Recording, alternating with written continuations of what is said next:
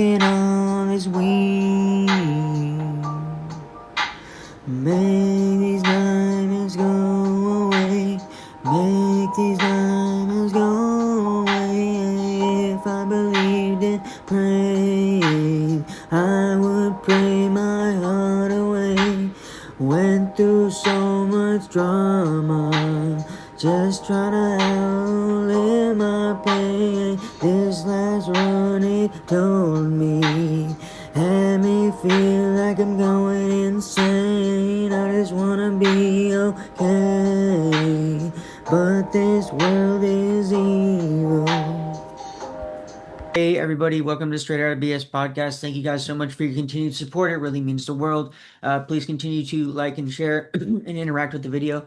It really helps out the algorithm and pushes it out to more people, which is really important, especially on a topic like this where YouTube and Google and other companies do not want this kind of information out there. Not saying that they're involved, but there's people that just like this material just doesn't get out there to that many people. I'll just say that. So thank you guys for your continued support. I want to thank my Patreon members, anybody that's donated to the podcast. It really means a lot. It's not why I do this, but when when people throw me a bone, sometimes it really helps out. So thank you for that. Links are in the description for all of that stuff. If anybody's interested. And I want to do a moment of silence for the person still struggling with intrusive thoughts or addiction or anything like that. So on the count of three, I'm going to do a moment of silence. 1, 2, 3. Okay, thank you for that. And without further ado, I want to go ahead and introduce my guest for the day, and also just another survivor who's here supporting her emotionally. Go ahead and introduce yourself and where you went and what years. Hey everyone, my name is Kate, and I went to the Hyde School in Bath, Maine, in the late '90s. Okay, and walk us. Oh, go ahead. I'm Rachel. I went to the Woodstock campus from '05 to '08. Okay. And also, I just have to preface, like, Rachel has done a wonderful podcast on here. She's been incredible and talked about wilderness and her experience, and is so much better able to articulate everything than I am. And this is like literally the first time I've had a podcast or like done a podcast. So yeah, just that. Okay, awesome. I'm glad she was able to be here to support you. Go ahead and walk through what led up to you being sent away to the school. Um, okay, there's so many reasons, just like a whole conglomeration of things came together that didn't really work out. That's so difficult to pick, but like at the end of the day, it was because I was put on an IEP plan at a public high school that I went to. Um, and then that's the reason I ended up at that public school is like a whole different story. But I was a musician. I am a musician, but not practicing right now. And I have ADHD, and I'm creative and like fun and weird, and just really didn't fit in at this public school that I went to for, less than a year. So they didn't really know what to do with me. And despite my IQ being very high, not to be obnoxious, but I'm just saying, like, they put me in special ed, and like that didn't work either because like I didn't want to go to school.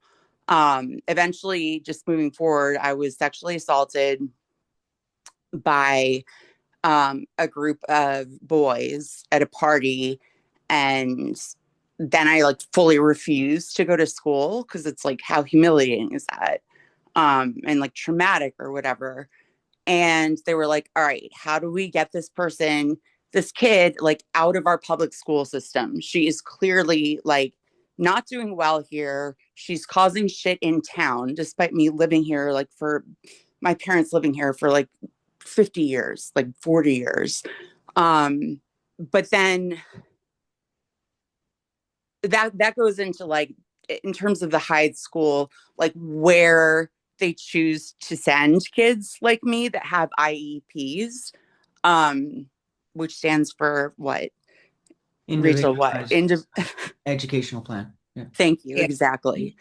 So they had, I don't know how to articulate this or like say this at all because it's not something that I like fully can comprehend, but I do know that two of the biggest Hyde financiers, and people that donated back in the day when Joe Gald was alive are from my town. Mhm. And so isn't it convenient for them to, recommend Hyde or whatever? So that's what happened ahead of time. And I had just been, you know, I digress. You go ask me a question, please. You're good. Okay. Walk us through like how you got there. Like, were you transported? Did your parents trick you into going there? Like, how did you get there? So I was definitely tricked. And what's crazy is that the amount of brainwashing uh, our school did, I mean, in my interpretation, my experience is when I first realized, like when I had that moment when I was like, holy shit, the reason I have CPTSD is because of this TTI experience. Like, all right, I have to trail off for a second. Anyway, I questioned that. I didn't know. I had to like really try to reach inside myself and fill in holes and be like, did I actually get taken in the middle of the night like all these other people? I have like very bad dreams about that and like so many similar things to all of you guys that are talking about, but I did not end up getting transported. I did end up getting transported in my family's vehicle with my dad. And I was tricked. Basically, they said, this is just a summer program. And if you don't like it, when you come home, like, no big deal. We'll go from there. And I mean, it was just like blatant, how they train parents to do that. Um, Back then we didn't have and I joke with Rachel because I'm like, oh my God, you're so much younger than me. She's like, I grew up with the internet. And I'm like, you're the cutest thing ever. But I mean, we had like AOL, but we couldn't go online and look, for reviews or like all of the rest of you being like, this is We had torturous Messenger. We had abuse. Messenger. We had AOL Messenger, Yes, yes, and that was yes. pretty much it. Like the internet Right. was still Like being the invented. I think that the first time that I actually like noticed, I mean, looking back now, and my God, if I had been paying attention then, I would be in such better shape. But I remember looking on like Fornits and stuff, and some of the first messages that were like, hide as hell, like hell you didn't expect, like have your delinquent educated. It was in 2005. Yeah, Um, the message boards. Yeah, that was oh, definitely yeah. from here. I was literally like, like so many years too late, but my point is, where was I? Help me get back to where I was going. Like, so you couldn't have known. Like, you Right. had I to have couldn't have, known. exactly. I Yeah. couldn't have known. So I was like, all right, well, every year of my life during the summer, like I've always done, music camp or like lacrosse camp or like, I don't know, whatever, like waspy, like just peppy, like whatever thing. Hmm. Um, Sorry, I'm like thinking about all the camps. I'm like dance camp, like all these just things that like parents do or whatever. Um, Yeah, I used to go to a lot of camps too, like summer camps and stuff like that. Right. Yeah, yeah. Yeah. So I was like, all right, well, what's going to be different about this? It's a summer program. Yeah. It's literally called Hyde Summer Challenge. And oh my gosh. So something in me knew that I didn't want to go. And I still can't place that correctly, but my only hunch and guess is that other people, because they had been sent like for, similar reasons from my town, that must have like trickled down somehow, even though, there's no communication or whatever. Your body knew that something was wrong, but you didn't know. Yeah, yeah, yeah, Yeah. yeah, and exactly. So Yeah.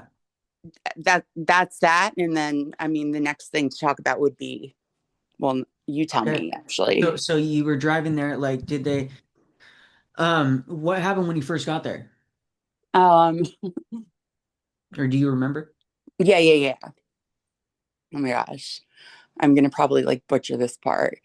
So the last thing I remember is being in the bedroom that I was just in when I like butchered the first part of this podcast. Um, and I remember like sitting with my back to the door Hmm. and knowing that I was like gonna leave. Like I had no options. Like my dad was gonna fucking take me any moment. And then I don't remember that point on until we arrive in Bath, Maine. And again, so Rachel went to Woodstock, Connecticut. And Rachel, do you want to take a second, like, so I can listen, so I can stop listening to myself ramble and like explain how there's two campuses? Sure. So I went to the Woodstock, Connecticut campus. The Bath, Maine campus is obviously in Bath, Maine. We tended to, I don't know how it worked your years, Kate, but I like my experience with your campus, was it was usually used as a threat for like kids at Woodstock that wouldn't behave properly. They would threaten to send us up to Bath as a Oh my punishment. God. Okay, Because of what sorry, keep going. I'm dying. So Bath, I never got sent up to Bath. I got sent to the woods in Eustis. But we would play you guys in sports occasionally. We would pass through for like track meets and stuff when we'd play other, places in like the Vermont schools and the other schools like that. But yeah, your campus was always, from my years, it was used as like a behavioral threat, like, oh, you don't want to get sent up to Bath. So Wow. Interesting. that's kind of my experience. Wow. I didn't I don't have direct experience going to the Bath campus though. That I just know that kids would get transferred between the campuses. Yes, that is so, and I'm being so audible and like laughing because it's so interesting to see like how exactly similar everything is, but then like certain things like that. I had no idea that we, meaning like um our Phoenix, literally that was the school, whatever emblem. Yeah, it was funny at Woodstock actually. Before you got sent up to Bath, they had like a extra like out to work program level, and it was called like being on Phoenix House. If you're part of Phoenix House, like you're, No way. you're Oh probably my gonna get God. sent up to Bath shortly. Yeah. And Oh it was my mainly God. always females that were part of Phoenix House. It was rarely ever boys. See, things like this I've never heard before and are fascinating, but like make perfect sense. Like just not even to bat an eye. But I mean that's and what we were what like how many years apart? I Uh, was I I went in 12 because of 2005 Hyde. summer. So 2005 and then like how many numbers? Sorry, I wasn't listening for a second. Oh, sorry. I went in summer to 2005. So what year did you go for the first year? So I was 1996 and then let out 1998. And I Yeah. don't love that I Yeah, put a few those specific. decades. Yeah. Sorry, go ahead. No, no, no, you're good. You're good. No, I don't remember what I was saying. I have ADD. You go. Oh, well, no, yeah. I just remember Phoenix House being like a punishment level, like an extra punishment level. I think they invented that like I want to say like the middle of my junior going into senior year. It wasn't all of my years there, but I remember for my years at least, '05 to '08, there was like a Phoenix House or like a Phoenix extra level thing for most of the girls that ended up getting transferred to Bath. Interesting. I mean, and Did they have any I idea schools about like that. that? Oh, go ahead. No, you go ahead, please. Did they have any schools like that for you, Kate? Like that they would tell you if you act up here, we'll send you here. Did they have any? Because I'm curious, since they had them at Rachel's Yes. school. Okay, what school was that for you guys? Okay, so that's oh my God, this is one of those things that it's like my brain just is just fried. I have so much information and my parents kept literally every single document. So it's like so hard to narrow this question down. But from my documents and all of these things that I'm so grateful for, um, if my parents had to send me to the TTI, this is kind of like the best sort of circumstance because I'm able to fill in the blanks. Um, Basically, I have paperwork like from my mom's notes, Mhm. and there are different schools, and of those include Elon. Oh my God, where there, I'm sorry, I have to say, like, I'll send this to you later. It's insane. Elon, and then if you misbehave during that summer program, they would send you to Seuss. And Seuss. How's that yeah, spelled? Do you it's know that? no, yeah. Oh my God, trust me, I know way too much about it. I'm like obsessed. SUWS. And so it Trails stands for, Carolina Seuss? go ahead. Wasn't it Trails Carolina Seuss? Yes. So Seuss Okay. is was in Idaho originally, and that literally came out of the entire Utah wilderness movement. Okay, Like so it was a no, wilderness place. right. So Okay. it was called School of Urban. I can't. I'm so visual, and since I'm Yeah, talking, it's not as clear. I But think I might have School heard of it. Wilderness and Survival, and something like that. Yeah. seriously, Jordan, like probably like a third or more of the people that you have talked to on this podcast attended that shit. Yeah, yeah, Uh, yeah. Yeah, yeah, definitely. Definitely had a lot of people that have been to wilderness programs. And right. that sounded familiar when you said it. At first I thought it was like Dr. Seuss, like Seuss. I was Oh, like, I right. just heard I I hadn't know. heard of fucking that Could yet. only wish. So Um, just to finish, because like it is so worth talking about, and this is like off topic if it's okay yeah. with you, because it's still fucking going. Um, basically, you know what? I'm gonna go. That'll be a diatribe. You please ask a question. I don't even want to go there. Okay, what happened when you remember like what do you remember about when you first like got there? Mm, Them doing? What did they do? okay, it was so traumatic and so fucked up and so unexpected in a way that like at 15 years old, I mean, it's just like tabula rasa, and you have no idea that there are people like this in the world, and you have no idea that there's this kind of like, I don't know, darkness and manipulation. But so okay, so my dad and I drive from my home and we get to Bath, Maine. I have no idea where we park. I have like a very, very bizarre, exact ability to like remember specific things. That's not something I can remember. But what I do remember, the first thing is being in my Hyde interview. Okay, Rachel, you take it for a sec. Tell me about the Hyde interview, and then I'll tell you like what I experienced. Well, I just remember my initial interview being asked a lot, like, are you willing to change? Are you willing to be here? And my answer was no, I'm not. There's nothing wrong with I me. love this girl. Like I want to finish school and get my, diploma and get a job.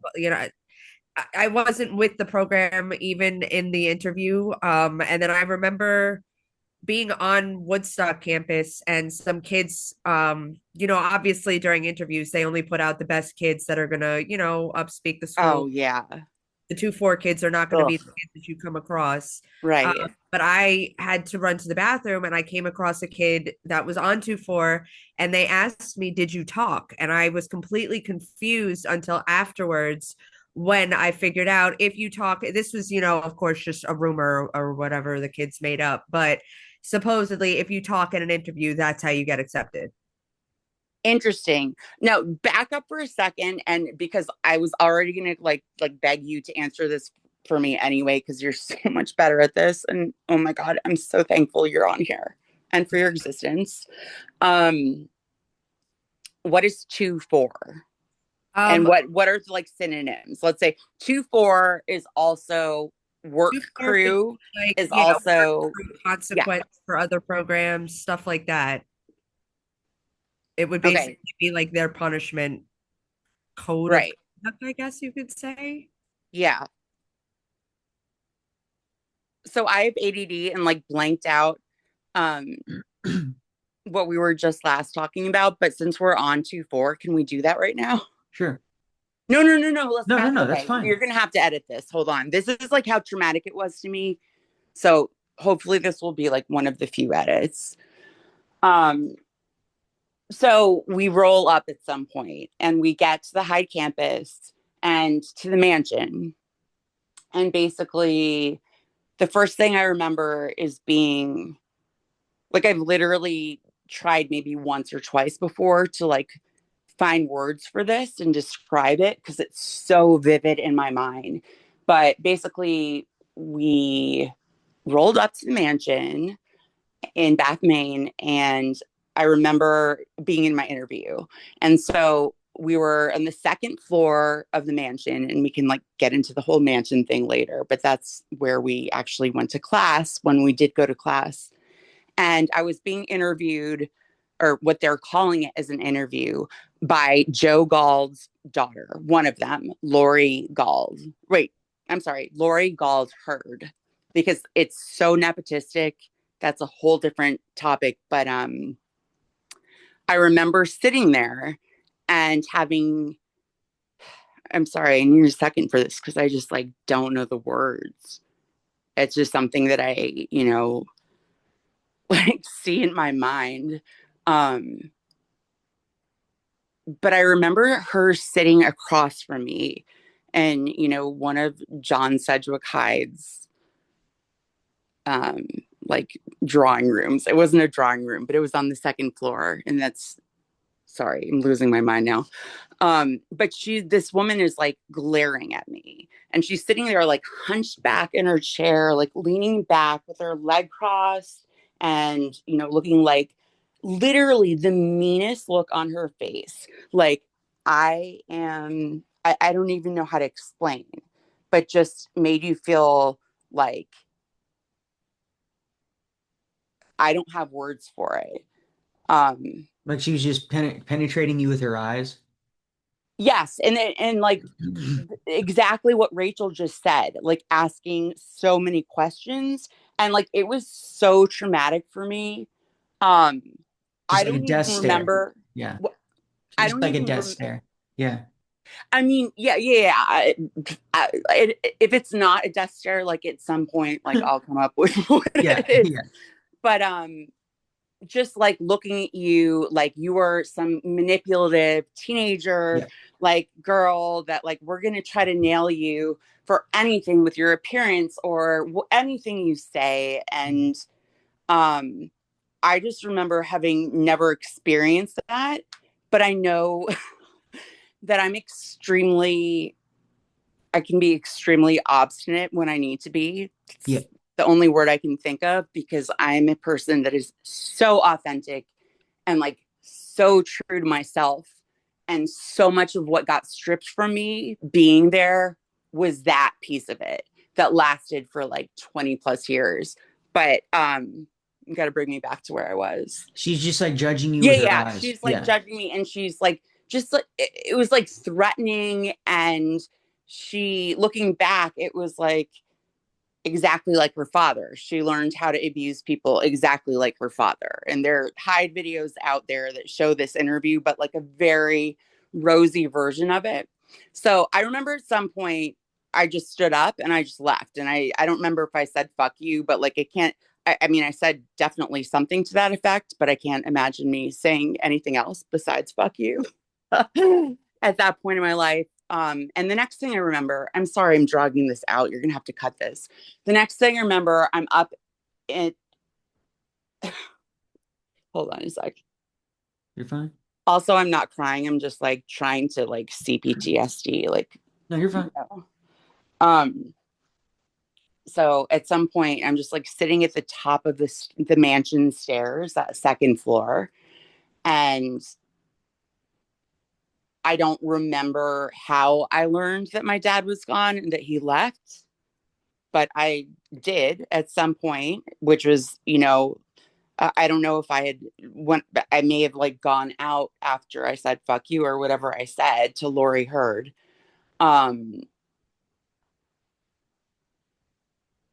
okay, more edits. Sorry. No, no, you're fine.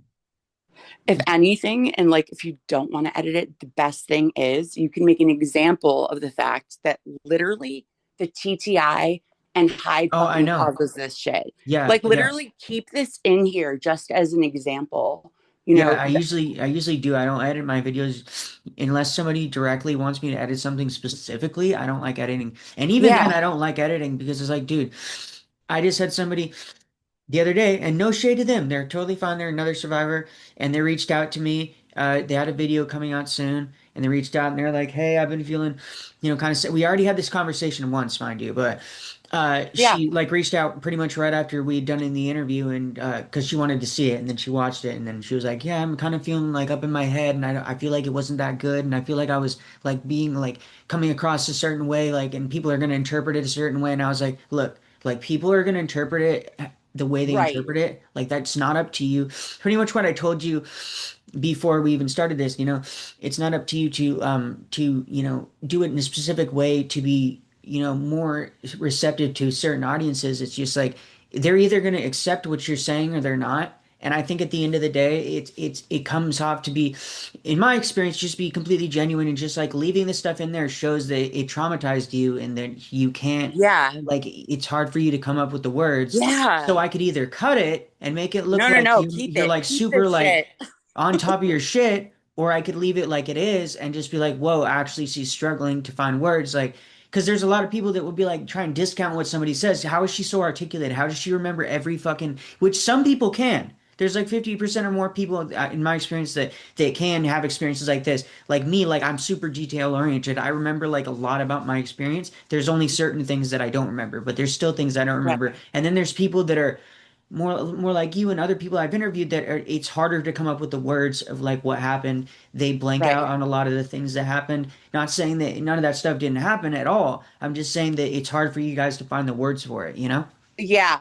Yeah. The one thing I do, and I'm sorry to be like a bitchy, like pain in the ass. One thing I No, it's do totally want to fine. like make it very clear, and it just because like we haven't talked before, but I already think you're fucking amazing. And Rachel like has expressed her like amazing, she loves you. Okay. Trying to keep on track here. Don't Um, be but challenging. Just I don't. think that like I do remember very everything to the point where I will always say like if I don't remember a specific thing, like I'll know I don't remember it, I guess. And so like that was my experience with that first part because I'd never experienced something like that before. Like all the other shit, and this is a whole different topic. I'm so fortunate. I literally have my parents kept everything. They have kept every single piece of paper, family learning center. Rachel, what else? Like bookstore logs and bills and like the original check that was like written out to Hyde. So I've been really Wow. lucky in terms of oh my God, yeah, you don't even know. And by the way, like afterwards, after we like celebrate you and Rachel too for like keeping me sane in all areas at every time. I like seriously need an archivist. Like I have got so much good stuff. And okay, so bring me back home. I'm sorry, ADHD. So she was you were like out in the hall and you kind of Oh, just went right. out after they were So I saying. just remember bawling. I just remember literally like bawling and realizing that I was left there and like my dad wasn't there.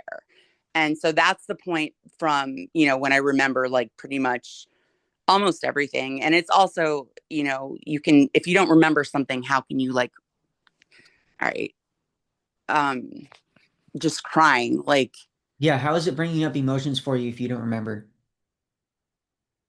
You know? wait, can you say that again? I was saying like how it wouldn't make sense for something to bring up emotions for you, but then you not remember, you know? Oh, So yeah. so Yeah. totally you remember, you know? You Yeah, just yeah, yeah. Oh, there's a no, lot no, of no. I know. yeah, See, yeah, yeah. this I is was okay. agreeing with Let's what you were bring this saying, yeah. into like, and I said this before, hide people. Okay, maybe Rachel is just like above this, and she probably is, but like for people from like my era, and I think honestly from every era, we're constantly having to like in real time analyze things. And more than just like PTSD, more than like, fear or CPTSD, we were we were like an experiment. We were literally guinea pigs Um, Yeah. that for okay, that's a whole different topic, and I'm just going to say Marcus Chatfield is going to hopefully help me with that at one point in life. But yeah, let's move on because like that I think the first getting there and that just like fucking bawling like the abandonment is that was the first thing in the summer challenge and they aimed to disorient you. That was the whole thing. We had no idea what was coming at us and then what we would be doing the next 6 weeks. And what really showed up on, beautiful, like glossy brochures that were passed around to educational consultants and T.T.I educational consultants and, people in my town and in this county, and really like all over the US and now, unfortunately, internationally. Um, yeah, Yeah. stuff. So you were crying out in the hallway, and then did they come in? I have to laugh at myself No, for a no, second. you're totally Sorry. fine. Sorry. You're crying. No, you're totally fine. You were crying, and then did they come out in the hall? Like, did they search you? Like, how did they get you? Oh, Like what no. happened? Like after that? So there were no searches. That's another part. Like that's like a blank spot right there. Okay. But I do know I eventually, what I've been wondering is like, how did my clothes get there? Like I'm a very, like I would have noticed. How did all of my, how did I not, I don't really know. Wait, Um, your at home clothes got there? yeah, yeah. Like I wouldn't, I don't Did your know. dad bring them, I or mean, whoever brought you, yes, or no, whoever? yes. Let me, you know what? There are parts of the story that you're actually really helping me. Like I'm taking notes right now because there are parts that I haven't thought about before. But what I do remember is, like being in my dorm, which was this, um, like old, cute main house or whatever. And everything seemed like a boarding school, like a regular one. Okay, like did you have what was like an average day? Like what would you do at Hyde? Um, Well, so there's two different ways of explaining that, which Rachel, you're definitely going to be helping me with this. Oh, Um, there is one if you're on 2-4, which is like the disciplinary thing that Rachel talked about. Um, and then there's one like regular day, like pretend school or whatever. okay. So maybe I'll touch on I don't know how to answer this. Rachel, you go. Well, I know for me, I was not in class a lot, but Same, same. for the days that, like, for instance, let's say I could go to class, like the typical schedule of the day was like there's breakfast in the morning. I remember we had wake up, obviously there would be like an inspection before leave the dorm, I think, if I remember Yeah, correctly. yeah, yeah, yeah, yeah. Oh my God. Oh my God. I have a commentary about that, but keep Um, going. there'd be like a mini dorm meeting, you go to breakfast, and then from breakfast it's like your school day per se, I guess you could say. Like you have your math, your English, your science, whatever the hell. Um on Performing arts, but we'll get to that after. that, yeah. And then I believe after lunch for Woodstock at least was sports block. And then after sports block there was, I want to say, study hall was before dinner, I want to say. Or it could be flipped vice versa, but What either about which way. discovery groups, though? Oh, a discovery groups for me was part of school day generally. Right, right, right. Yeah, yeah. It wasn't like its own separate, like the seminar part of it wasn't like its own, it was built into the school day. Did you guys have it 3 times a week as well? At least, if not more, I would say, yeah. Was that Okay, like a feedback circle thing? Like a check-in um thing and they call you out if you weren't talking about your shit? Yeah, it's that's where we basically discover ourselves, hold Yeah. each other It's the accountable, same shit tell every all of our school. fucking everything that is a secret, or you have to make up as a secret in order to show that you're like growing. Yeah, yep. And So there you were have to make up six. trauma and then you eventually start believing the trauma actually happened to you, Yes, yes. And even you even though it might exactly not start have. so Yeah. enthusiastic about this right now. And like Exactly. all the kids that got sent there for literally just saying no to their parents one time. And it's just Right. like, what the fuck am I going to talk about? So I Right. had to make up Exactly. some trauma that I got raped or some shit when I was like 3 and it never happened. And now I actually have CPTSD because I actually Right. feel like I got raped.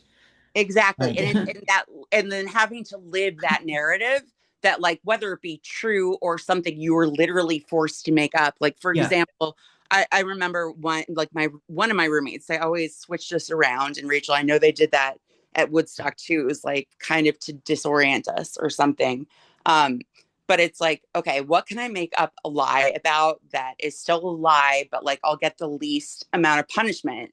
So this wonderful girl who was just this hippie chick that like introduced me to the Grateful Dead and was like so wonderful and like it's flower child.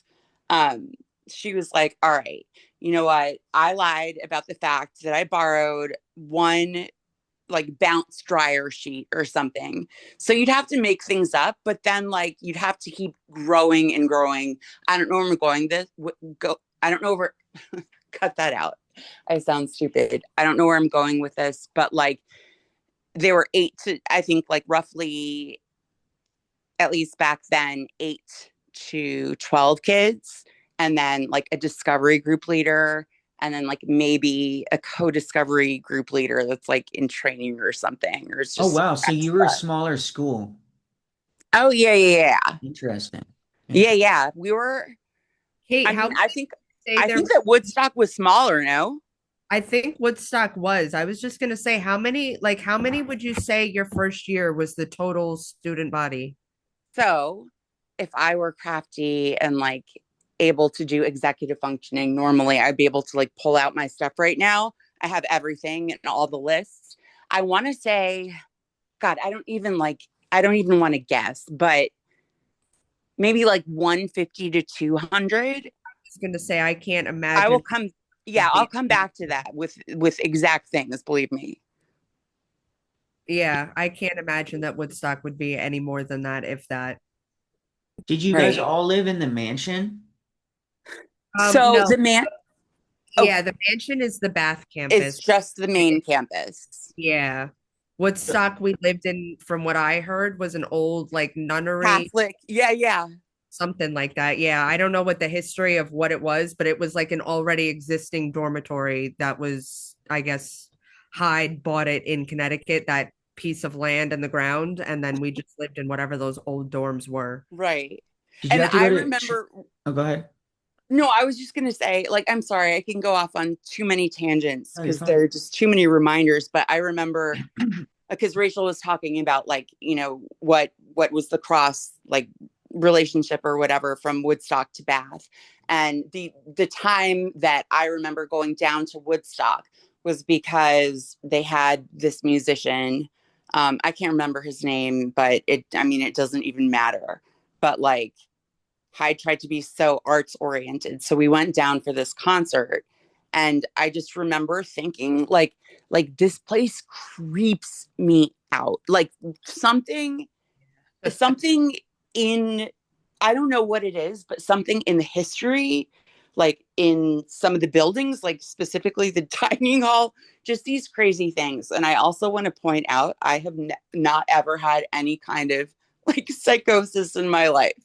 It just, there was something about it that felt Well, you're not off, honestly, because really, and we, one of our legends or urban legends of Woodstock was the legend of Top Hat, and it was what? supposedly What a is guy, that? from what I remember. I may be getting it wrong, but the legend was that it was the ghost of a guy that hung himself in the theater. I wouldn't doubt, and even maybe some students that have died on the property that everybody hush hush about. Yeah, you never know. There Honestly, was something it's But just so been around there, sinister been feeling. for so long, from what I remember. Like the buildings when I went in 2005 still looked like they were from the 70s. Like they Yes, never got changed. yes. And I never saw like the dorms or anything like that, but it was such a weird place. And then of course Hyde, was like, all right, let's put all of our gald names on everything and like rename whatever these dorms are. But all right, bring me back to center, somebody. You were talking about like you went to this concert and it was super creepy. Yeah, no, I just wanted Yeah. to say like my experience and um there was something creepy about that campus is all. And luckily that campus is closed down, and I'm trying to remember what year Yeah, was that. slip down. I That we want. know of, it's closed. They might have just rebranded under a different name and it opened back Oh up. no, I Oh know no no no no no no no, that honey. bought by local academy. I think it was Woodstock I Academy. track that shit like okay, sorry, I can't. You guys go. No, but yeah, no, it's not one of those that it like rebranded. They definitely have, from what I know, charter schools and stuff, but the Woodstock campus was actually, from what I know, it was bought by like the local academy.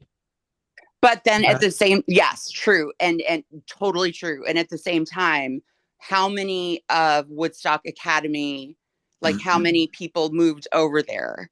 And so it's just like that's a whole different topic. But yeah. No, your answer is correct. Like they also the thing that there's so many clues because like the colors of Woodstock Academy, and like even if they were the same colors before, like why did they suddenly get like so passionate about doing wrestling and things like that and like adopt all of these new things? But that's not important right now. Let's move on from that. Uh, was there any like solitary confinement that they would put you in where you went? That's a good question. Um, no, Okay. in my experience, Okay. but solitary confinement, this could be a philosophical question or conversation. When we did 2-4, we were put on silence and we Okay. were not allowed to be like in certain parts of the school. We had to walk in a line, like in a military line. And what's, you know, part of our program was literally basically a military program Yeah, in like my experience. walking and And, sitting with the person it's, in front of you, you have to do gap checks, stuff like that. I don't know about gap checks, but it's just like we were so controlled. So no, I was never locked in like a specific room or like creepy, terrible thing like that. But the thing about Hyde is that they are even better at just mind fuckage. Yeah, So they're just gonna do the same thing but in a different way. So instead of putting you exactly, in a locked room by yourself, they're just gonna put you on silence so you can't talk to anybody. exactly. It's the But I same will fucking say, thing. Rachel, I remember Rachel, you saying something about that was different that you had experienced that Yeah. I fully believe you, and because I've heard other people say it as well. Yeah, Woodstock, they would use like the, what was it? Like the unused classrooms where Dean's area, they made like their own Dean's area one year in like the bottom of, I want to say it was called West Haver Dorm. And in the bottom Creepy. space, That's a god name. is it? I didn't know that. But the bottom of that dorm at night, if they were interrogating you, they would unlock those unused classrooms and put you in there. Wow. So Interrogate you that was about what? suck. Oh my god. Like if a kid snitched on you, or what they called brothers keepering you, Okay. um, they would So interrogate the hell out of you until they yeah, got you to write something down, or you confess or something like that. Or if you don't, they, like, for instance, I've definitely fallen asleep in one of those rooms numerous times because I just, and they they, turn the heat up. yeah, they'll turn the heat up or they'll make it really uncomfortable for you. Like, I remember at one point I was in there and I really had to go to the bathroom. They wouldn't let me leave until like it got to a point that, this may be too much, but it basically got borderline physical between me and the staff. And I was like, I'm going to the bathroom. You don't want this. That's not too much at all. Say whatever. But yeah, it definitely would get to a point that they would psychologically put that scenario on you, that you are now in like an interrogation kind of mode. This Yeah. is not something you are free to walk away from right now. Yeah, put you in fight or flight, so you have to respond. Basically, yeah, they would definitely put that scenario out there. Yeah, there were so Interesting. many fear tactics and there's so many historical things about it, and like the whole methodology, and like Joe Gald being the super old guy that came out of World War II. in the Navy. And you know what? I'm just going to stop right there. We can't even go into history because I can't even try. But Okay. The was it easy for you to progress in the program, or was it hard for you, or did you try but it was just it just felt impossible to get anywhere in the program? Like, did you graduate? no, thank God I didn't graduate, which Okay. is when you listen to that album, Commencement, you've got to listen to that song because that's what commencement is. And thankfully, Rachel did not either, even though that's fucked up and they should have let her. But that's a whole different story. We didn't have like typical numbers or like levels, so to speak, in terms of like pretend it's like WASP, like Yeah, Richard, yeah. like, yeah. So we didn't have things that specific, but we did have things that were just like experimental bullshit. Like for one thing, it was called the emo school. I'm sorry, the emo. I can't even say it. The emo scale. Like literally, Okay. I've not said that in like 20 Oh, years. is that the Yes, excellent effort, excellence. motions, Yeah, and excellence, off track? Oh, effort, and then what? It's excellent Motions and effort, off track. motions, and off track. Yeah. Okay, but so that's almost exactly like +5 and -5 the commitment scale on our fucking program. They're just like you're really, They're either basically all the -5. same A thing. Yeah. -5 would be somebody that just came to the program and they're expected to be rebellious and protest about being there, not making any progress in their program. +5 is on the other completely other spectrum where it's you're doing literally everything fucking possible in your control to get out of the program and graduate. Like That's yeah, it's a exactly literal what they commitment put scale, with. and they put Yeah. you on that and be like, "Yeah, I see you at a -3 today, Jordan. You need to fucking step it up. Like I want to yeah, see you at least a 2 by next week." yeah. Yeah, Like, but I think that, no, I fully hear that. I think that, I don't know, it's always such a relief to just to like have a Hyde person, I mean, that isn't brainwashed and that, Rachel and I know each other pretty well. To be able to like even talk about this because it's so confusing. They basically like there weren't exact checkoffs. It's not like, all right, if you do one certain thing, you're not going to make it to like this level, or you're going to like go back to or whatever. It was literally whatever the fuck they wanted. so Like when if they you, decided you were ready, yeah, That nothing yeah, to do with you as a person or your right. autonomy. And Yeah. curious, I have, that's a lot based on your peer reviews as well. Okay. What yeah, other people were thinking of you, so you couldn't just sit Yeah, there and they just keep would to do a yourself. lot of like peer and student reviews. So like I remember the Hyde graduation process. ew. I wasn't part of it, but like Thank God, Rachel. your that's how you get your graduation. Like Yeah. let's say you get your It's diploma. called senior evals. So they Yeah. evaluate you. I think it was like a diploma, a certificate, and I forget what the other thing was, a doctorate maybe. They made some No, nonsense. not like Basically, yeah, all your students in the senior body decide what you're worthy of at Hyde graduation in the character education process. right. And Did like you have to have and like then 100% to graduate? No, but you would Okay, also interesting. like it was basically like you bring shame upon your family kind of thing if you don't get like the highest. right, right. Yeah. And they also at the same time they will do everything to like keep you back. So you have to attend another year. Like you're not Yeah. ready, your attitude isn't good enough, like just the dumbest things that are just like psychological mind fucks. And so many kids end up, Did they either call being there in the summer. Go ahead. did they call it a PG year for you guys? They did Oh, not call it a PG year at that time, but I think that they do.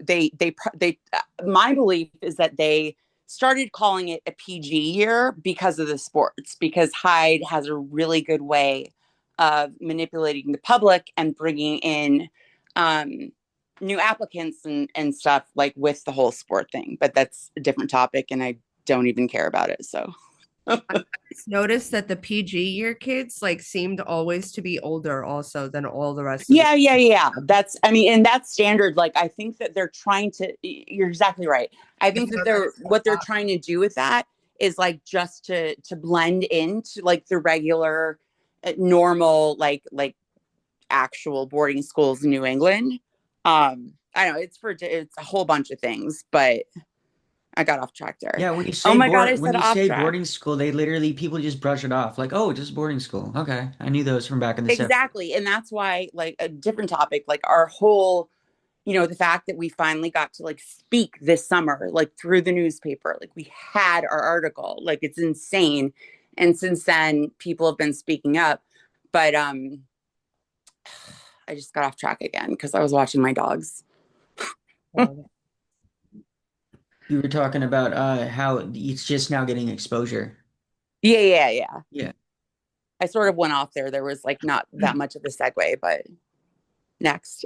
So essentially, the staff just decided the staff and the Oh, student yeah, body would decide when you were ready to graduate. There wasn't just points and levels. It was just that when they exactly. decided. So you could literally get held back for just always waiting for the other shoe to drop because you don't know if something could potentially make you get held back or whatever. Um, Exactly. And that's like the fear mode. And that's where I think why so many of us, mostly including myself, have complex post traumatic stress disorder because we're constantly having to be like, how are we going to like just not have to be in the worst situation possible? And sorry, I digress and then when again. things start going good, it's just like, no, but how long are they going to be going good for? yeah, And do you I need to really prepare for think not having jack shit, including a house over my head eventually for no reason? Like, Yeah. you know what I mean? Like stuff like that. For at least for me, it's just like I'm constantly like when I'm actually scared of success because that brings so much like uncertainty. Like how long am I going to Yeah. have this success? Is it really for real this time? Is it going to get taken away from me like it has so many times before? Is some shit going to fuck up and I'm just going to fall flat on my face? Like Yeah. I deal with that all the time. I think success is fucking terrifying, dude. Like I agree. it is. really like and I think for a lot of people it is terrifying, but there's the majority of people want to ever admit that they're terrified of that. Like the same thing that can bring you like tons of joy, like can be taken away from you.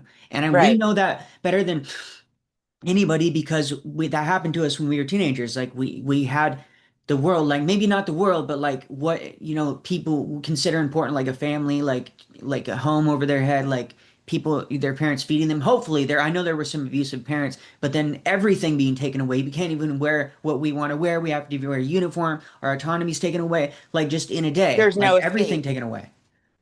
There's literally no escape. And the Yeah. feeling for that, yeah. Me either. So yeah, I think a lot of us deal with that fear. So how long were you there? Okay, I was there for the summer challenge, and I feel like we should at some point touch on that because Okay. it's so important. That's like the indoctrination period. But let me back up for a second. I was there for summer challenge, which back then was 6 weeks, and I think in Woodstock for Rachel, it was probably 6 weeks too. Now it's a whole different story since they're trying to, blend in and everything. It's like a week, and they're like, let's eat ice cream, take pictures, and like go to the beach. But so 2 school years or two academic years, if we can call them that. Okay. And what was the hardest part about being there when you were there and how did you deal with it? And you can name multiple things, but Oh just my like what was God. the hardest part? Oh my God. I could sit and ponder on that, how to answer that, because there are just so many. Um, the hardest What's like a part top was, three? go ahead. What's like a What? top three for you? Jesus, let me think about it for a second. I think having the having my parents conned into believing the program people, the like shitty T.T.I educational consultants, fucking, I'm just gonna fucking say it. Laura Gold, Joe Gold, Malcolm Gold, Don McMillan, Gigi McMillan, Lori Hurd, Paul Hurd. And I'm sorry, but I'm just gonna add John Romack, even though he was somewhere else. I'm sorry, I didn't expect to do that, but I hope that Rachel's smiling right now. Um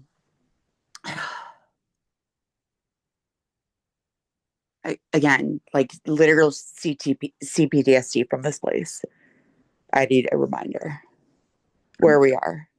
Um, we were talking about how long you were there, and then now I'm blanking on what my No, question. I'm such a train wreck. Oh my God. No, no, no, you're fine. You're fine. It happens to me every now and then too. Um, oh yeah, yeah. Hardest part about being there. Okay, okay. Yeah, yeah, yeah. Hardest parts about being So there. yeah, okay. Having my parents believe all those people that I just named, like Yeah. just yeah, and in so many more. Because that is something that just severs the family and has done so with I mean, I can't even imagine like most of the I can't come up with any kind of percentage of the people that have gone there, even the ones that they claim are successful or whatever. It just they interject themselves and you I felt so desperate to figure out a way and to somehow express myself and even like have enough contact to either in person or on the phone when you're allowed to call or whatever. Like, how can I figure out a way to possibly convey what is actually going on in this shit show and what we deal with on a daily basis? And if even if it's not like direct abuse to us on that like on me like one specific day, what we're watching and what we're experiencing for other people too. And I mean, not to I don't want to like believe me, I was like very abused there. All of us were, whether they you know know or not. I feel like this is going to be really good for showing how CPTSD works. All right, so that was bad because it was constantly like having to try to convince my parents. And then, it was easier back in the day. They didn't actually, I don't think they did like a whole lot of, mail censoring, but at the same time, I'm constantly connecting with new people and they're telling me new things. Um, but sorry, give me a second. I have a lot of emails from the computer lab, specifically 27. And and I'm so thankful that I have those. And I think that it's amazing to be able to look back specifically at a few and look and see like how wise I was back then. I think the one I'm thinking of is like age 16. And, they weren't like, it was so long ago, they weren't like following whatever tracking or like paying attention to our emails so we could write whatever. And it's just the desperation in that, like the world is going to end because like if I have to stay here another year, I will literally like I don't know. And when we talk about like those senior evals, which thank God Rachel you didn't have to do either, like I would not be on this earth existing if I had to go through those. Yeah, Yeah. no, I went through a few of them, but I did not. Getting demoted, honestly, was a lifesaver for me Yeah, because I was kicked out of the senior like graduation process at Hyde. because you Um, were the cancer of the school. yeah, that was the famous Laura quote Galt. I've heard.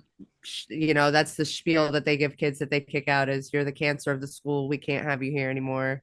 But yeah, the senior evals, I definitely have seen a kid cry coming out of those one too many times. Those were not fun meetings. Yeah. They Yeah, probably yeah. say if you make them cry, then you did a good job. Yeah, oh, you showed so much humility and integrity and all these buzzwords. Right. Like all the pain that you show and the misery is worth it and makes you grow. And it's like, actually, that's what fucking has held us back in life and traumatized us. Yeah, But the worst part is that people at the top probably actually got off because they're sadistic, most of them. There were some oh, staff yeah. that were blindsided, and I know that from interviewing a couple of them. But I for the most part, or at least they say, I don't know because I'm not in their shoes, but for a lot of them, it was actually they got off on the exchange of power they had over people Oh my and just God. like being Without sadistic question. and Our place, like you have no idea. I mean, there's so much there's so much documentation too, because they like own the newspapers and stuff in Maine. Um, but you can just like go back to the 70s and look at all this stuff, how Joe Gald is just like such a power monster and just loves getting off on, literally slapping children. I mean, it's documented. We'll see, Rachel, what because else? even better if they're labeled as they deserve it, you know? They can Right, label it right, as they right. deserve it. They're bad kids. So, they do Oh, yeah. this, that, or the That other was their thing. big thing was emotional growth. Right, Yeah. exactly. And God, there's too many ways that I could just like We always go off on used this. to make a joke about it at Hyde about the kids that would we could always used to it was clear who was going to grow up and play super cop in real life. It's crazy Yeah. because I graduated, but I've never been like that. But also I was forced to graduate. Like they wouldn't let me come home unless I graduated. Like I was already Well, level 5, and they're like, if you don't graduate, and also I was they told that did that with us. I'd be I was also the last person to graduate from that school before it shut down. They literally told me they're like, this school's not going to be in Really? operation anymore. Yeah, they said this school's not going to be in operation much longer. It was literally a graduating class of 2 people, me and this guy named Pat Garvey, and I've been looking for him. So if you see this or whatever, Pat, like reach out, dude. Oh, you haven't found them We yet? graduated together, but so we experienced all that shit together. But literally the school shut down like not right after we graduated, but we were told we were going to be the last graduating class of that Wow. school. Like That's a the last big people that were going deal to be able because to your school was graduate. like the fucking worst ever on earth. One of them. Our program was very unique and had something none of the other programs had. They actually had something called Trail of Lights, and it was actually the best thing that ever happened to me in that program, for me anyway. So literally, like the entire thing leading up to that is torture, emotional and physical, whatever, child labor, all that. But then when the actual Trail of Lights ceremony itself was actually really beautiful. Like they had the entire facility line up in like 2 lines facing each other, and they would have you blindfolded the entire day, and they'd have you like doing like you'd have to like follow staff members' voice. They'd be like, I'm over here, and they'd be yelling and be like, come That's find me with the weird. voice, and like they were like trying to make it like you have to trust your body and stuff like that, and just trust your instincts and stuff like that.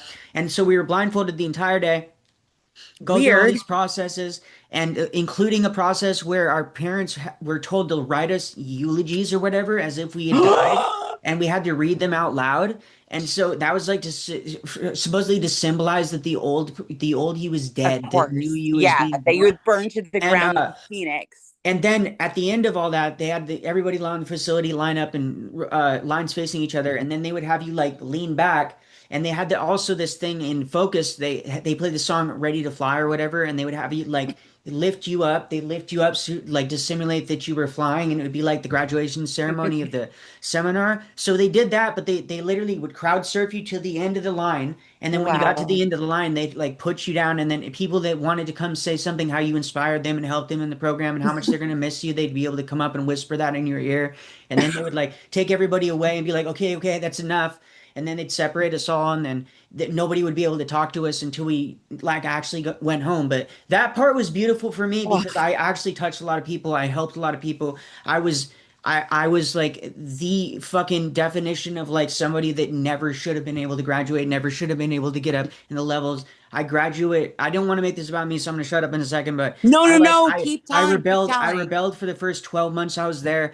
Like I almost got sent to Jamaica. Like I spent a lot of my time in intervention. Like I was literally the definition of somebody that probably never would have got. That's probably why they were so like happy when I graduated. Like the staff, they're like, "Oh my God, like we're gonna be able to tell people about this." Like if they'd stayed He's open, our they would have been success like, Right. they Use would him story. be as like, marketing. they literally would have been like, dude, this guy was like literally rebelled every fucking day, getting removed every fucking day for his first year, and then bang, he fucking turned around and graduated. Well, And fuck them it's if our they did that. programs. But Like, yeah. but yeah, I got so by the time I graduated, even by the time I was on upper levels, I knew how the system worked, and I knew how powerless it felt to maybe be trying to work your program, and people just hate you, so you just like get consequence for no reason, and then back to level 1 0 points, and like I don't give a fuck. I'm level 1 0 points. Remove me. I don't fucking care. Staff correct it. Like just move me. I don't care. I don't have any points for the day. Who fucking cares? So they just like I knew what it was like to do that, and I knew what it was like to try and work your program but not be able to. So me instead of like I would call people out verbally for rule infractions just because of that would show up and do what I had to Yes. do to get out of there. Yeah, But exactly. for That 50% exactly. or more of the consequences, at the end of the day, I would literally sit them down with me and I'd be like, coach them instead of giving them consequence and be like, what did you do wrong? Like you knew it was wrong, like just don't do that in the future, I'm not going to be a hard ass, like I just, as long as if you're being a dick to me just to be a dick to me, I'm going to consequence you and staff correct it. Like there's not, because that's something against me personally, and it's like there's no reason to disrespect somebody like me, especially who levels with people, who's really not an asshole when they work the family, that really actually like wants to try and like do what good they can do in a shitty ass place.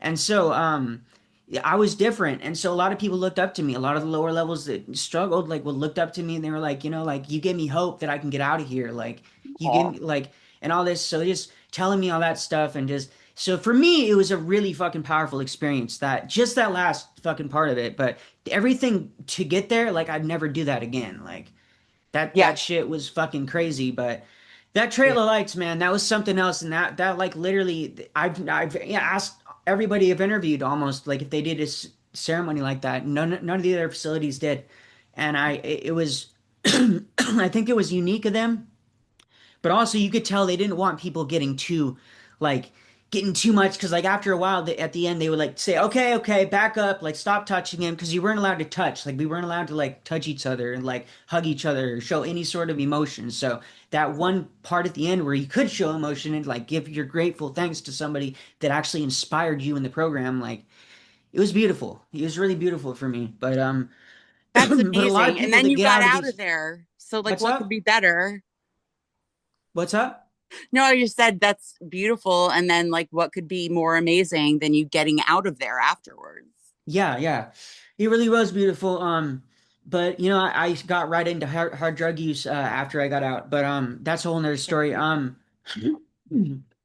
I ask a They funny always question? said I would too. They always said I would get into drugs. They always said that. I was But maybe literally you did my because they said that. Have you ever thought I'm about not that? kidding. Like literally in focus, which is the third seminar that you do, but it's also like one of the ones a lot people will say like it's pivotal to your program. Like if you don't do focus, you're not getting out of here. It doesn't matter how good you are, how the staff like you have to at least do focus. Um, but so there was a part in that where they had us do what they called stretches, which was like kind of like pushing you out of your comfort zone and like making you like the point of it was to make you as uncomfortable as possible in as many ways as possible. And We so, know how that feels. yeah, so they would assign you a role. Mine was Ricky Martin Live La Vida Loca. That was my song, and I had to like dance and live and like dance like I was literally vicariously living La Vida Loca. What do I do when I get out of the program? I fucking live La Vida Loca. I do hella fucking drugs. Right, right. Like It's what is it called? Like a whatever prophecy. A self-fulfilling That prophecy? yeah, thank Is that you, what Rachel. yeah. Thank you. somebody Thank called you. it? Literally, it's like you could have chosen any song for me, and you had to choose that. Like there was like "Woman in Red," a bunch of other songs, like fucking, Wow. like it was fucking crazy. But enough about me. But yeah, so let's see. Hardest parts for you. Did you have any more hardest parts for you going I there? mean, yeah, like it's so hard to explain because we underwent so much genuine, I don't know what to call it, like just mind fuckage. I mean, if you read, um, I'm blanking right now, but I'm sure I've rambled to Rachel about it on like 1,000 times, and she's like, okay, whatever, Kate. But if you they just fucked with our heads so bad in a Yeah, way that like I and other people literally had no clue about until however many years later. And mine happened to be 20. And like mine by just luck. Because I would have gone to the grave with this. I literally would have never understood where my complex post traumatic stress disorder came from. by And design, so, probably. Yeah, what's that? that's probably by design too. Yeah, They want yeah, you to yeah, get yeah. that. So I mean, there's just like so many different ways to um so many different things. Uh, I digress. Okay. Okay, I just wanted Okay, to. more things. Actually, okay, this is, Okay. we talked about this a little bit more, a little bit before. So we had performing arts, which was like, actually, Rachel, I'm really interested to see what you have to say about this. So I'm a musician, non-practicing, but I've played the piano classically since I was age 6. And I'm sorry, I'm losing my voice. I like fully was, I had a cold and whatever, and it's like my whole body is a mess.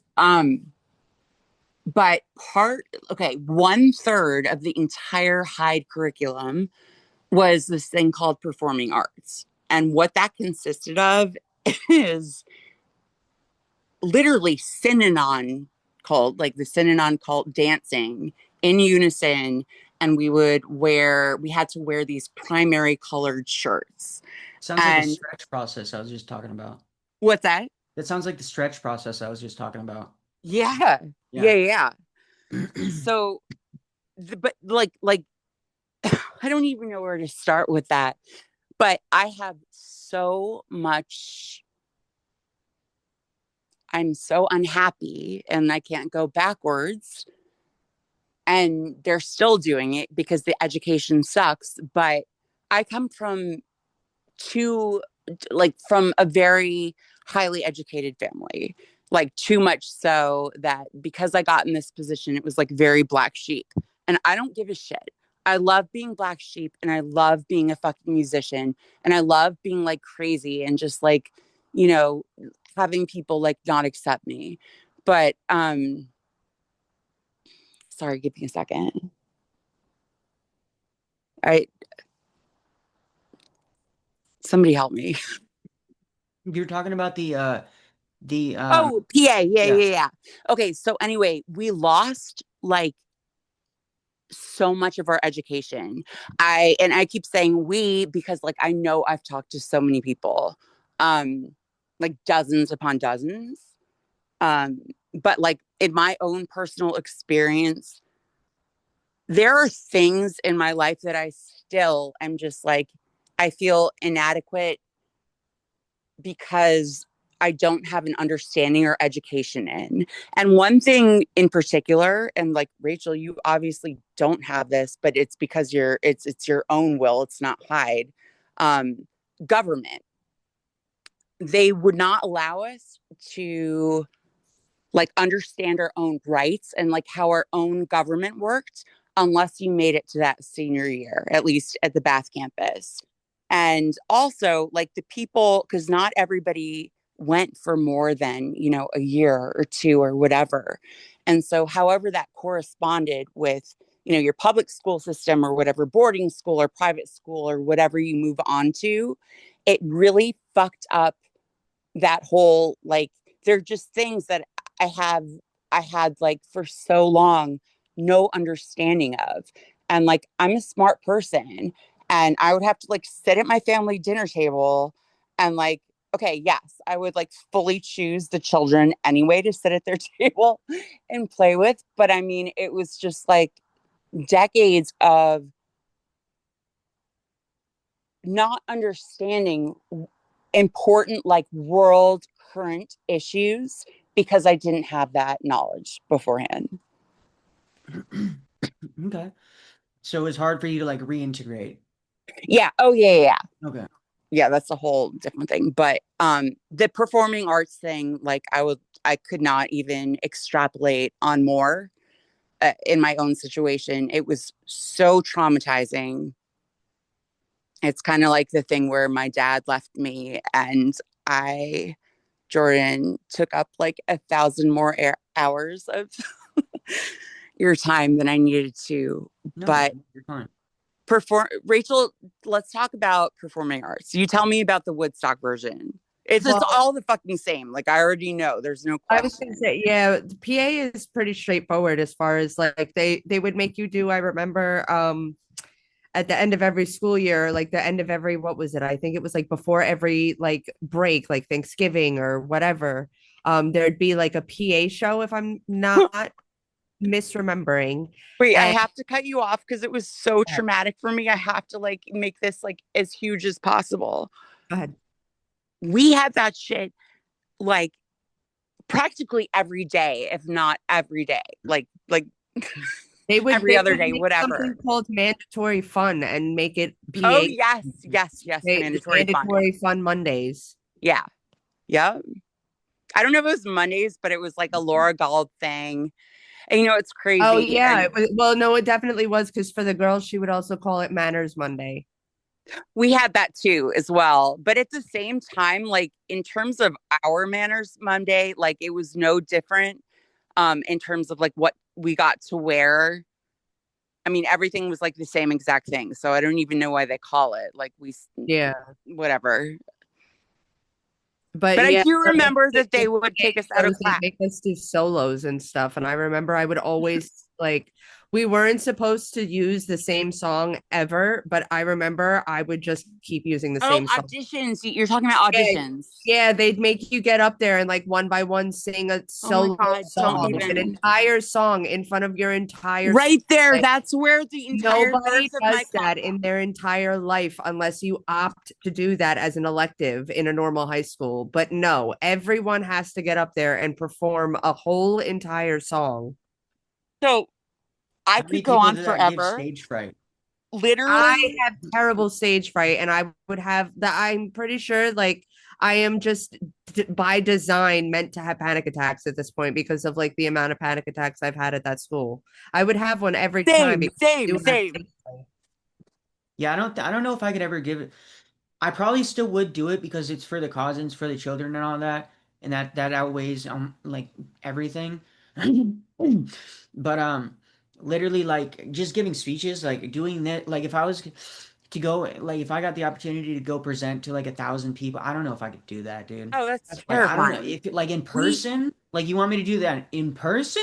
that's uh-uh. what that was like Like our whole curriculum. Like we had to do that. We had to like public speak all the fucking time. Showing courage and humility. Yeah, and if you don't, you get in trouble. You like literally have to go out to work if you're not like speaking in a school meeting. Rachel, not to cut you off, Yeah. but I know you know exactly. Oh Like, yeah. there's no difference here because like the curriculum and the Hyde shit was like exactly the same. Participation literally could mean Community whatever meetings. you want it to be there. So like if you didn't speak enough, if you didn't look a certain way, if you didn't, anything could be you're not participating enough. Yeah. they would do And that in the seminars we went through. Like if you it like so the first seminar I ever went through, I literally like because I knew how the system was working, because I saw everything from like both sides, like rebelling and like trying to work my program, to do whatever the fuck I needed to do to get out of there. Like, I knew that if I didn't stand right up and be one of the very first people to just stand up and be, my name's Jordan Von Erickson. I got sent here for A, B, and C. I dealt with this trauma as a child, and I'm here to do this, and this. I knew if I didn't do that and put myself on the spot, they would put me on the hot seat and either and then ask me, why didn't you stand up before? Why are you lacking so much self-confidence that you couldn't stand up and introduce yourself? Like, do you think you're so less of a person? Like, if you think you're so bad of a person, then I don't Or want you to that be you're here. above I'm the choosing you program. out. Go back to your family and come back next week. Next time there's a seminar. They would literally choose you out of the seminar if you did not show up in enough or in the way they wanted to, or like talk about what they wanted you to, or show enough emotion that they wanted you to, or any of that. So I just like I knew what I had to do, but for a lot of people, like they would get called out and literally chosen out of the seminar if they weren't showing up or doing things with the way the staff expected them to. And there was no expectation of what like they would give you like rules for the seminar, but they wouldn't give you like actual expectations that you were measurable for you to be like, okay, I need to do A, B, and C to make sure and for sure get through the seminar. Like there was There's no no guarantee. baseline, yeah, to start from. Yeah, it was very, so I'm just seeing the similarities between that and the way they would structure the seminars. It's crazy when you really like talk to other people from other programs and then see how similar, but like everything seems to have its own buzzword for its own program. yes. Yeah, Yes. they just have different names. Yeah, they're all the same thing, but It's ours yeah. and yours may just be called something completely different. Yeah. Exactly. And that's how they cover up the abuse. And like Yeah. something, I had to do a lot of like weird things and research and like archiving and like just, I don't know. I was so fascinated with like what all of us went through when I finally like woke up and was like, dude, I just read an article from 1973 called something to the effect of sometimes, Rachel, what is it? Like you have to, like, sometimes you have to slap a child. Like, Yeah. I Oh, mean, it's just Child rearing insane. was a, accepted. a slap may be just what a child needs, Yes, was Yeah. the child saying. exactly. And like that was the thing that woke me up. And I know I'm going off on like a different tangent than I even meant to go on.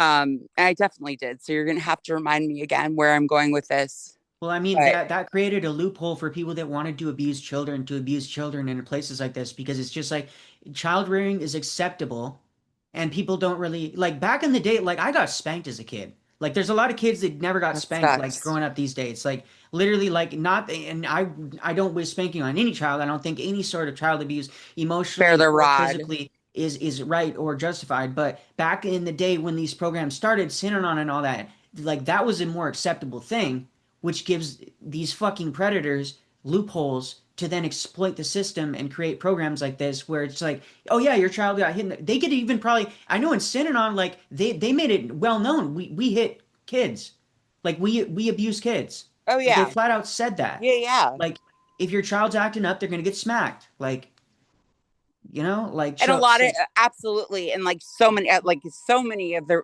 probably like almost all of the religious programs. Yeah, Oh yeah, for sure. totally. Because they're not good and right. They're not right in God's eyes. So Yeah, God is they're going to fucking smite them. insane. Yeah. They're literally insane. Yeah. They just use religion to justify all the abuse. And all these other programs just Right. use loopholes and a bunch of other bullshit to justify the abuse.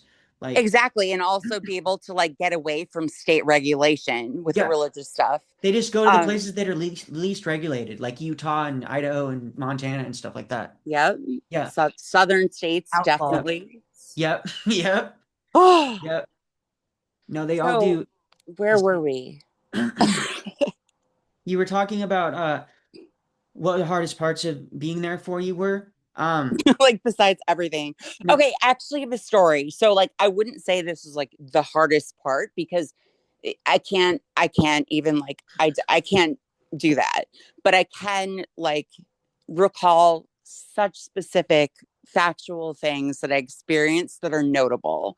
And like I also want to point out like so many programs have had documentaries or whatever and we have not yet. And that's something, I've not discussed with pretty much anyone minus like one person that isn't Rachel. And by the way, stop giving Rachel shit, anybody that listens to this. Um, Give me a sec. mhm. Yeah, you're gonna have to give me a reminder. So many Literally, programs, this so is many what you pro. have to do to protect your mind from being in the discovery groups. What is? Like literally just zone out, like Yeah, yeah, yeah. disassociate. Yeah. That's why I keep asking for so many reminders. No, you're fine.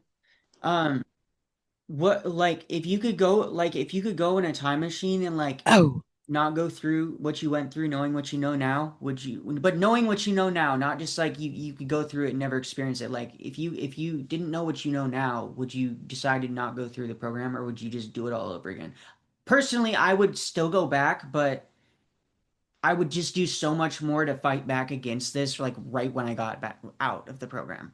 Like I probably would have fucking filed a lawsuit, like right after I got out of the program for multiple different things. Like probably sue for every single thing I could imagine that that Mhm. that happened to me while I was there, and just do a lot of things differently. What about you? Like, would you go through it again, or would you just like fuck that? I'm never going back. I would say fuck that, not because of like the misery that like was there, because like honestly, for me and a lot of people that I've talked to, the misery and torture and abandonment and fear and everything else happened as a result afterwards, with the Hyde stuff because they mind fucked us so bad.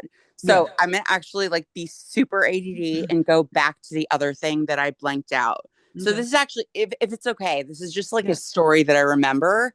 I mean, that I went through, but like, I feel like it's an important thing to talk about or just like point out, or the fact that I have the floor right now, even though I'm being a mess. Like, a lot of us don't know the other shit that like the other Hyde people went through at the time. And so when we like reconnect with each other, at least me and my Bath people, it's like, oh my fucking God, we had no idea back then, but we went through all these like same things. So okay. So a traumatic thing that I hated was I hate running. Like they made everybody do track. um Track sucked, and it was really just to like torture you and say, you're not working on your best or whatever. Anyway, I have like, well, I still have like very flat feet, meaning just like they're normal, but like I don't have like big arch. And so I used to use that all the time, but even though it was true, but like I would point it out all the time and be like, look, I can't I can't do Hyde track running around this fucking stupid track like 85 times. So there was a separate team or whatever that they would put you on, so you wouldn't have to run, so it wouldn't look bad, like whatever. And so they would torture us between, normal things, like for example shot put or whatever.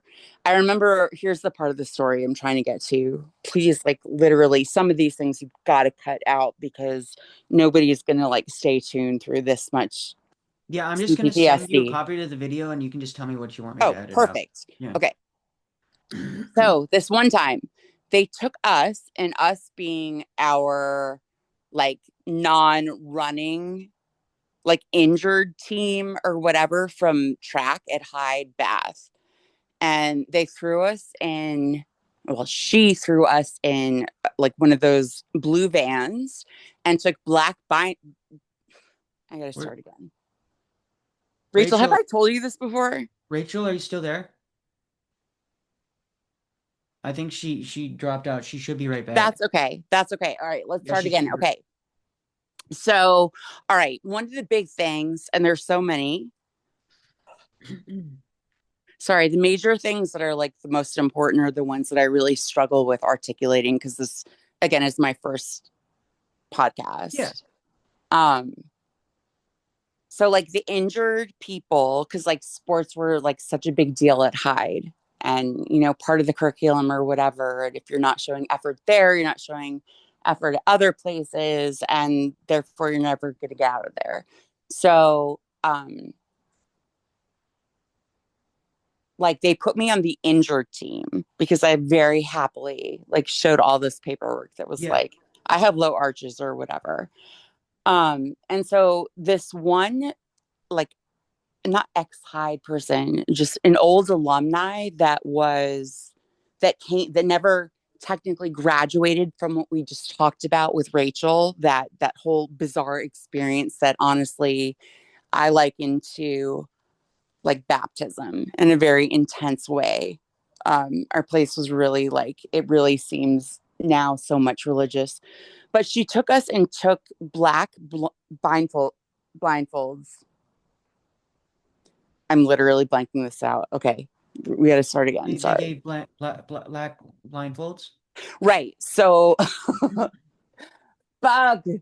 All right. So this, give me a sec. I'm doing Yeah. yoga Yeah. meditation. Yeah. I love Everything's this. fine. And right now, Laura Gald and all of you people, Malcolm, this is what you fucking cause. All right. So let's nail it. So this woman named Jillian Klein, who was like, had been sent to Hyde in the late 80s or 90s or whatever, came back because for whatever reason, and it's not her fault. Like, I'm sure she was obviously manipulated. Her parents were fucked with her, whatever. Like, Jillian needs to like absolutely go back, and like her future cannot go forward unless she like goes and takes like the Hyde oath or whatever. So she was one of God knows how many people that, ended up and like really felt inadequate. And me too, as well for a while. Like I felt inadequate, like something was missing because I had not received or tried to get, that high diploma, like everything that in my life that is going wrong. Anyway, so she had been a person that came back as like, you know, a Hyde person at whatever age, and she was a fucking bitch. She was a fucking bitch. And she had to be anyway, but she still was. And so she was in charge of like the injured group. And so she took black blindfolds Yeah. and like made us put them on. I'm taking deep breaths like yoga style. Totally fine. No, because you told me that thing about from before. Like, don't even worry about what people think. Like, Yeah, you're and doing. whatnot. So the black blindfold, she took us in a Hyde van, Yeah. like me and this kid Jake, and that's the one I remember the most because he got dropped off before I did. And so anyway, they took us and we were blindfolded to like disorient us. Mm-hmm. So they would drop us like on the edge of like this like random road in Maine, in mid-coast Maine. And we would have no idea where we were going, like directions. Plus I suck at any kind of like geographical stuff. Yeah. But we would all be like spaced out. So um like Jake would get off at one point and another kid. Oh my God, I fucking love this kid. And I fucking hope he's alive. I think he is, but there's so many of us that are gone. But this guy, Bo, he was like definitely in there too. They would drop us off like a certain amount of whatever. Fuck. I have to add this, but shoot, like we didn't know where we were. Like anything could have happened to any of us. Yeah. Like they're a fucking redneck. I'm not trying to be dramatic because I'm actually not crying. Like I got almost teary for a second, but I don't fucking do that because I'm too much of a fucking badass because they made me so much of a terrible, like mean person there. But we didn't know where we were going. We didn't know if there's gonna like have like a scary, like creepy random Mainers that worked at like Bath Iron Works or like wherever. Okay, Yeah. you can laugh now. And like we just had to like make our way back. And I just remember like the point of that is like who fucking cares? Like I love the woods. Like I love nature. I'm not like a city child. I love that. But like the mentality and the intentional everything to disorient us and to make us miserable, put us in a mode where our systems are literally on like fucking, I don't even know what to explain. I mean, it's like the same exact thing I feel right now, but it's, just to keep us in fear. So that was like a really fuck thing. Anyway, wait, one more thing. So we got, this is going to sound so terrible. So we got back, I got back, who knows, like whenever, who else got back, but I got back to the dining hall and made it there. It's now, I think, called the Joe, or that might be whatever. And I see Jillian Klein, and she's just like fucking chowing food, like literally hunched over, like horse shoveling whatever she's eating. As she just like has dead eyes and watches me walk in, like no big deal. I just literally left this like 15-16-year-olds on the side of the road, and this fucking little blonde chick. I don't want to say little, like just like this blonde chick with like an attitude, but like, I mean, anything could have happened. Like I literally, I'm going to finish after this, finish in terms of this sentence, but like I don't mean to be judgmental, but Midcoast Maine, how it was back then and to some point now, it is not safe. Yeah. It's not fucking safe. And I'm not trying to be a bitch. Like, yes, I come from like a very waspy background, but as a girl that grew up having people look at my body and like judge me by how I look and whatever, never look like deeper than that, it I already just like blanked out. So let's not even go there. I could have easily been like so fucked. Yeah. And Been bad. there we've only heard of like a few incidences where this has happened and on campus or whatever. It's a whole different diatribe. So I'm sorry that was so long. Let's move on. Okay. Like those motherfuckers blindfolded us. All right, okay, let's go. Go Um, on. how was reintegration into society, and what do you struggle with the most today as a result of being at Hyde? Reintegration into society Or for was there me. not any? Hold on, I'm so sorry. It's just started raining in New England and I'm outside. I gotta move inside. Wait, you're in New England? Yeah, That's sick. is it? I'm not always in New England, but I am right now. There's some Oh, like okay. That's a lot cool. of stuff going on right now in my life. That's outside of America, right? Or is No, it? no, no. New England is literally like Connecticut, New Jersey, Oh, New York, yeah. like Massachusetts. I thought you were like in England. I was like, that's sick, dude. I want to fucking go to No, Europe. I know, but like, oh, England is wonderful. Um, all right, bring me back to home base where you want to go with this. How was Oh, reintegration into society, or was there any? okay. So, there still hasn't been any that's been like okay. No, I'm kidding. There was. I was okay in my 20s, but so I was one of the very, very, very lucky few to be able to convince my parents to take me out of Hyde Nice. after my junior year. And that's why I was asking before. I'm like, oh my God, can I start with my letters? But we don't want that right now. Plus, my voice is so raspy. Anyway, I ended up going to a regular boarding school my senior year, also in New England, in America. And I got to play the piano again and like become myself and remind myself, like, in a way, just like doing the things that I used to do and being close to, I don't know how to say this, like the academia Okay. that I was used to like being surrounded by, but like didn't really fit into because I was like creative or whatever. Um, so I went to boarding school there. I remember hitting a fucking fan, just like hitting shit in January of whatever year. And I think that was like, I don't know what that was, but that was something that just like ricocheted and like happened over and over and over and over until, like late 30s, like 40-ish.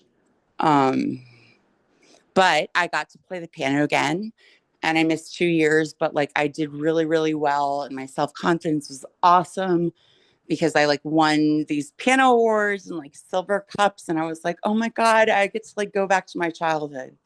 But that's what happened there. And then like college is a whole different thing. Okay. And what was the hardest parts? What do you struggle with the most is like from being sent there? Where to start? Um I think Rachel dropped out, but Yeah, I don't I know where she literally went. I wouldn't. messaged her on Facebook too. So maybe her phone died or something. No, no, no, no. She's probably like, I haven't had enough of Kate. Like, she's probably, I hope she's doing something more fun. No, no, no, no. Something happened. It's not a big deal. Yeah, I'm sure. Um,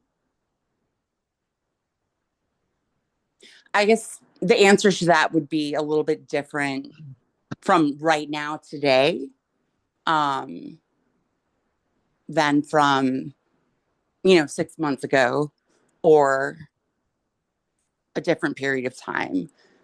Um, let's just let me do therapy first, and then I'll get back to you on that. But I think that recently, like, a relationship has been very difficult, and just learn like how it's reflected, my own fears and insecurities and just like whatever you want to say, um, trust issues, everything in the world.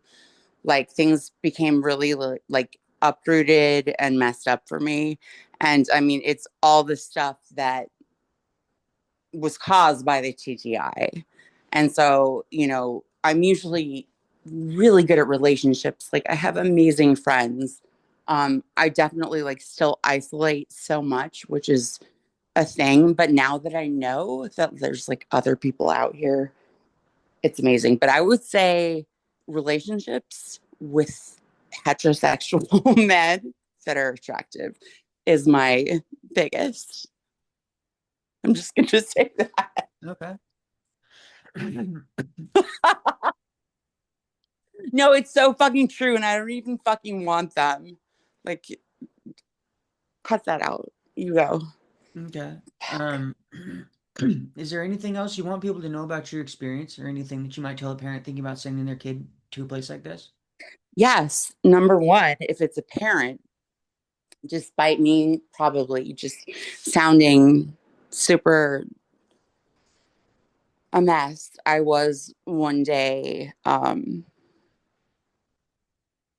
I worked at Rosemary Hall as an admissions officer, and I think that the only point of me saying that is that I feel like I have a very unique way of looking at the TTI versus regular boarding schools.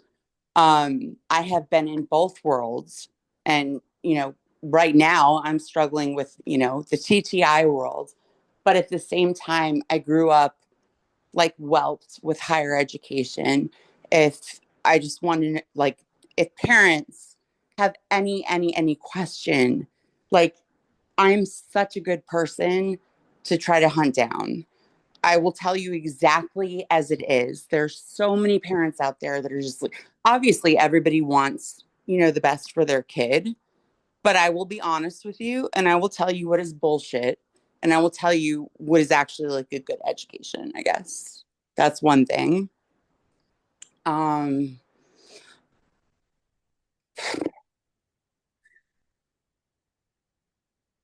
um my puppies over there. Um the other thing I would want to know or at least ask, is there any way that you would be able to like maybe post or connect like a piece of my playing the piano from pre-TTI to this? Yeah, I could put that at the beginning of the video or something. All right, bitchy. That's all. Yeah. That's all I can think of.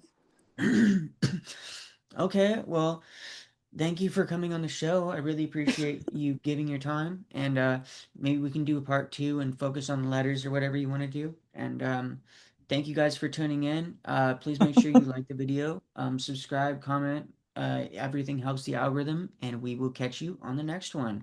Bye, Also, y'all. the next time I'm on here with Rachel, because we want to do like another thing, I'm going to be 110% better. This is like literally my first try. Oh But no, it's Jordan, totally thank fine. you so much. I think you did good. Yeah, no problem.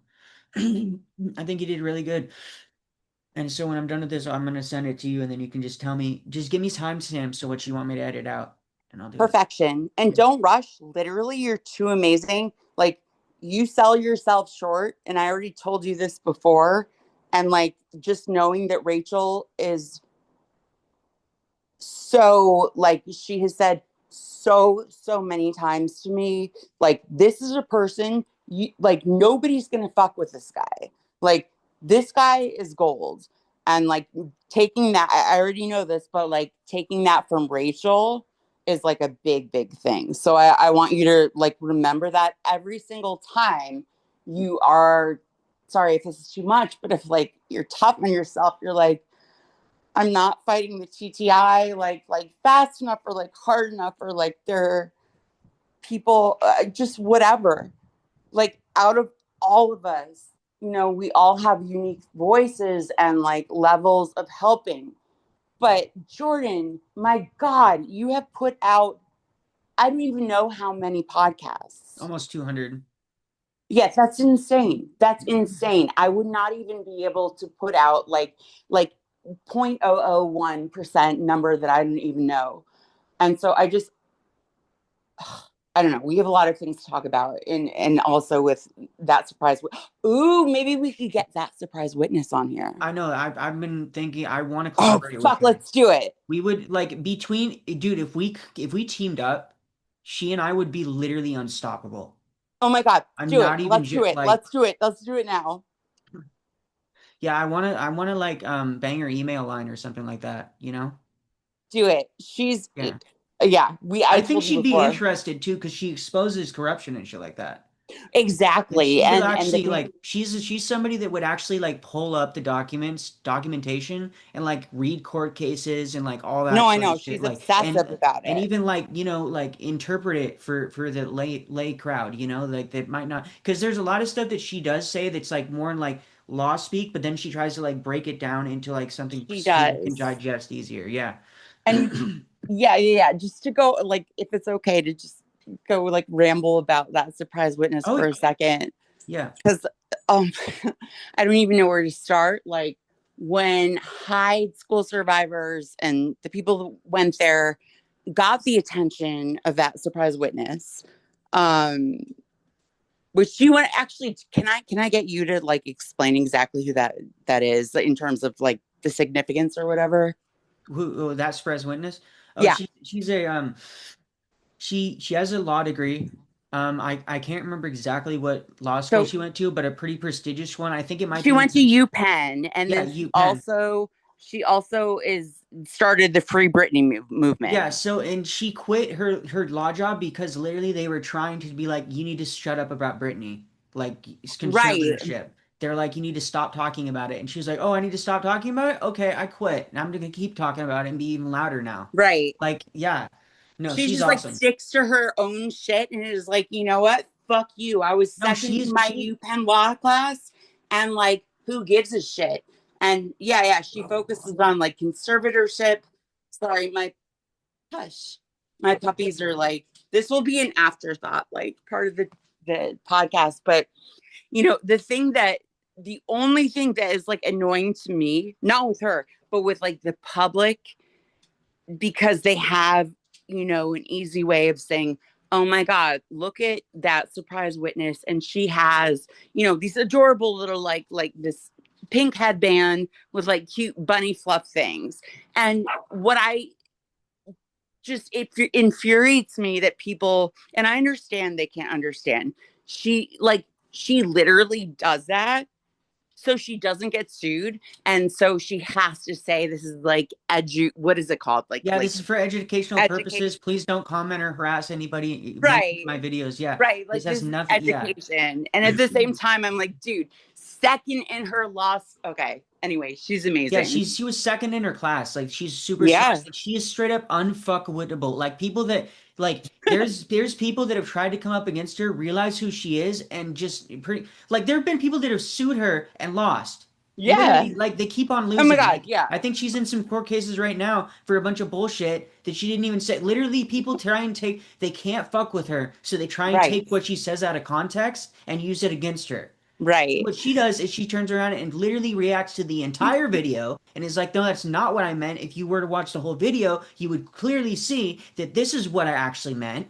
It's very fucking clearly defined. I did not tell anybody to go and harass anybody. Anybody that's doing that, I actually condemn them. Like she's unfuckwittable. Like I think No, honestly, exactly, unfootwittable. Yeah, no, keep going. I didn't mean to interrupt. I'm yeah. just like so So yeah, enthusiastic I think that that's the very both of us know each other. Like, I love that fucking woman. yeah, she's awesome. I watch her videos all the time, so I have something else in the works, but then I've thought about reaching out to her for a while. I think I actually have reached out to her in comments, but I need to actually, hit her fucking email her Yeah, personal do email it. and be She like, she will respond. The last time I talked to her was like maybe a year and a half-ish ago.